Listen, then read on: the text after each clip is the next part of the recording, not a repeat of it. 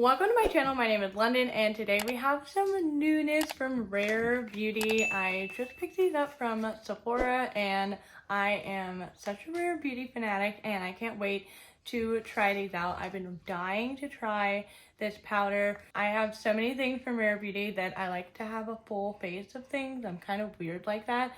Also, one of my favorite things in my collection in general is bronzer. And Rare Beauty just came out with a bronzer stick. This is the Warm Wishes Effortless Bronzer Stick.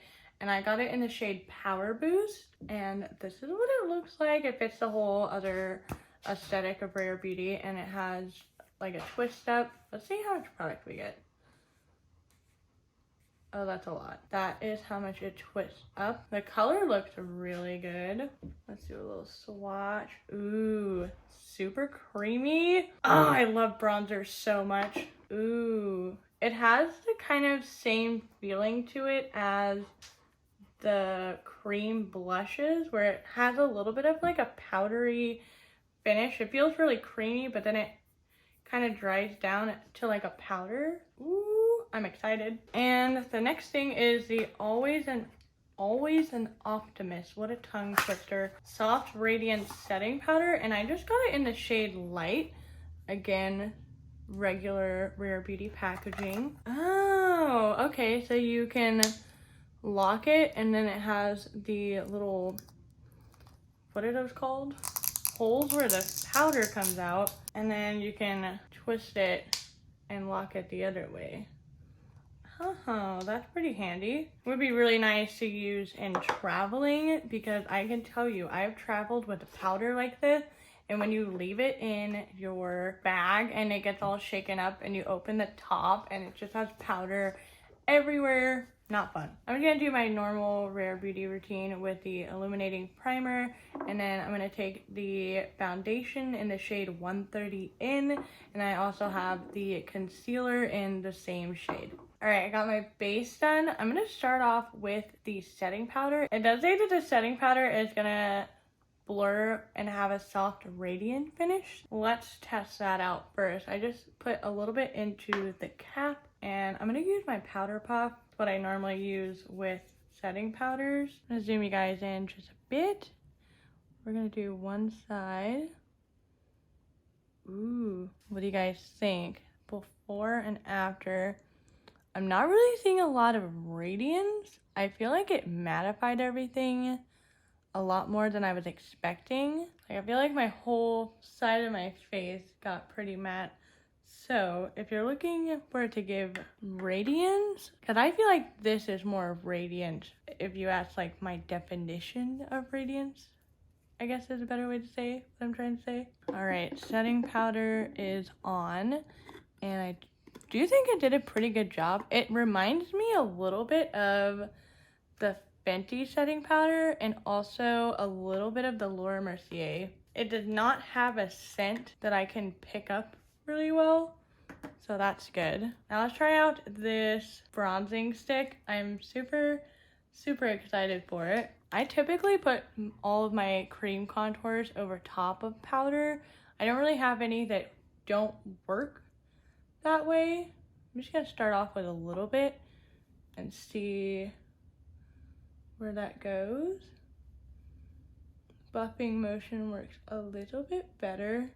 It does really feel like more like a powder on the skin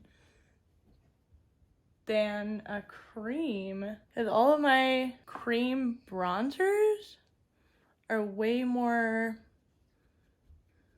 emollient, I guess I could say. I'm trying to think of the words, the best words to use to describe what I'm experiencing right now, because it's hard to understand what I'm saying until you like touch it. I do feel like they could add another lighter shade because I'm not super fair, and I feel like this could be, they could add another shade that's not as warm, that's a bit lighter, but this is really pretty. I really like how this one turned out. I do my nose. I might have a new bronzer, guys. I really like how this blends out. It does require a little bit more buffing than your traditional cream bronzer. Like buffing as in like more circular motions, kind of like a powder. Like cream, you kind of more tap out. This one, you have to blend it more like a powder, if that makes any sense. So I feel like this is a very good user-friendly cream product. And this is my Fenty cream bronzer. It's seen its days, y'all. Let me do a little swatch comparison color-wise. So this is Fenty and this is Rare Beauty. The Rare Beauty one is a bit warmer. I feel like there is a little bit more gray tones in the Fenty one. I do believe this is the lightest bronzer shade of the Fenty cream bronzers. The lightest shade is Amber, which is that kind of gray toned color. You guys are familiar with my Fenty stuff. This is Amber, which I consider to be a little bit more of like a contour than a bronzer.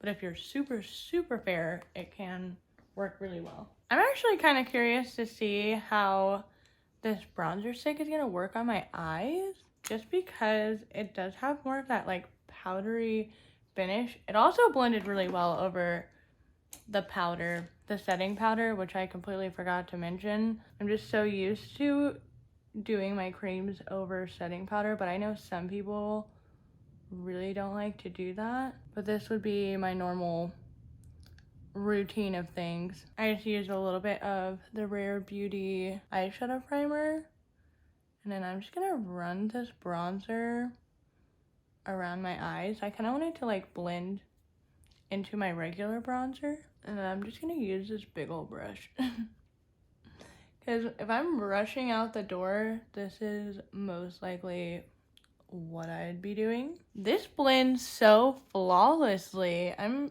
pretty shocked at how easy this blends. I really like this. I'm gonna have to wear it throughout the day and then I'll give you guys an update. But let me give you guys a bit of a close-up of how well it blended over the setting powder and just like in general of how it looks on the skin.